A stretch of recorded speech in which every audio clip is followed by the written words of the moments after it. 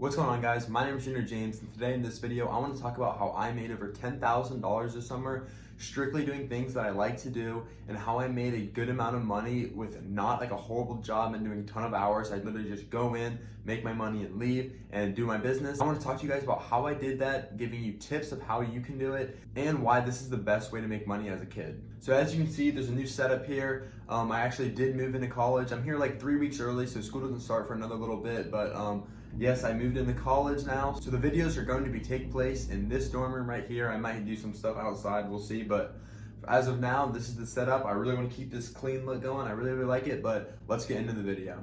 I hate videos that take forever to get to the specifics. Like, you saw this title, you clicked on this video, you want to know how I made this money. So I'm just going to go straight to it and what I did. This summer, I was an assistant coach for a swim team in a country club in the town that I live in. So how I got this job is actually I have a friend of a friend who was the head coach, and I got in contact with the head coach and I reached out to him to ask for the position. I said how I've been swimming my whole life, how I have coaching experience, and it was pretty easy to get the job because he needed a college student like me who had my experience to help him out this summer for the swim team. And some of you might be thinking, whoa, why are you settling for assistant coach when you could be head coach somewhere? And this is actually a really important thing to know, because head coach, yes, it might get paid a little bit more, but this isn't where I'm trying to make my money. I'm trying to make all my money in the private lessons, and I'll get to that in a little bit. But being a head coach is way more work, way more responsibility than being an assistant coach. So that's why I wanted to be an assistant coach. I just show up, coach the kids, and then I get a check. What he has to do is do the meet entries, talk to all the parents, and do all of this work outside of just coaching that takes up a lot more of his time. And I obviously have other things going on, like side hustles, my videos, and stuff like this. So getting that assistant coach, if you can get private lessons or just any type of lessons, that is what you want to do, because that's where you can make the most amount of money. So the best part about this job, it's really only 5 hours of commitment. It takes 3 hours for me to coach the swim team, and then I do 2 hours of straight private lessons after. So let's get into how I got the private lessons. So getting the private lessons isn't always easy, but the best way to do it is try to get it where you're running the rules for these lessons. So what me and another assistant coach did is we got the email list for the whole entire team, all of the parents, and we took the time to copy and paste every single one of them. There's probably 100 different emails into a giant long email list through their website.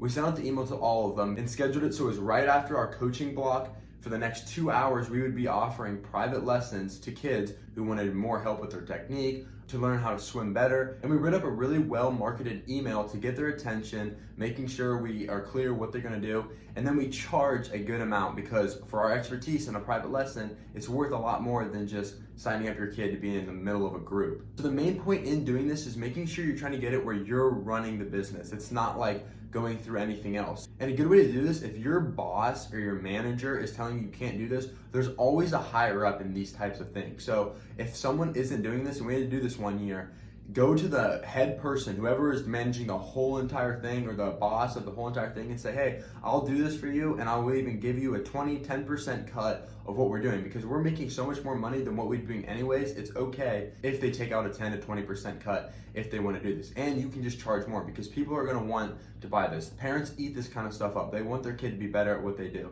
So as long as you're in a place where the parents care about their kids, you're in a good market. So every week I would coach for 3 hours and then do 2 hours after of private lessons. And let's talk about how much I made on these private lessons. So for a 30-minute lesson, it was $25 for one kid. And then if it was a 2-kid 30-minute lesson, it was $40. So it's just awesome, because there were so limited spots that they filled up as soon as we sent the email out, like before the week even started. And then the only thing that would really stop us or prevent us from doing it is if it was storming or thundering. So we basically got a steady income of these lessons, tax-free, and we didn't have to pay any percentage to the club owners because they like us.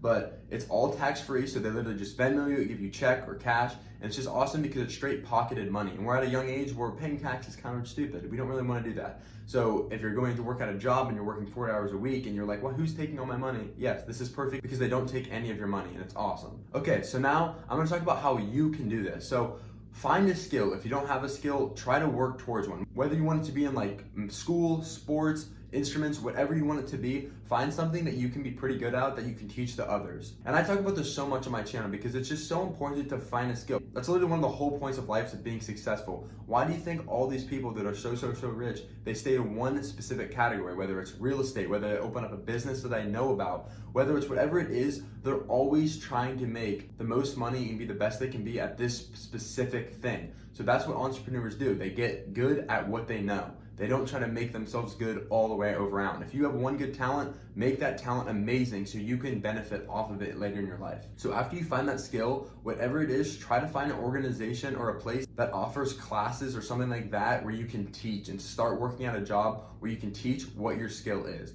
Whether it's a sport, if you're like jiu-jitsu or something and you want to go work at a boxing gym or a martial arts gym, whether you're basketball camps, football camps, swimming, swim team. Sports are the best in my opinion because that's what I know, and I know the demand for sports and kids and their parents putting kids in sports is just so high. So I think sports is a really, really good category to get into.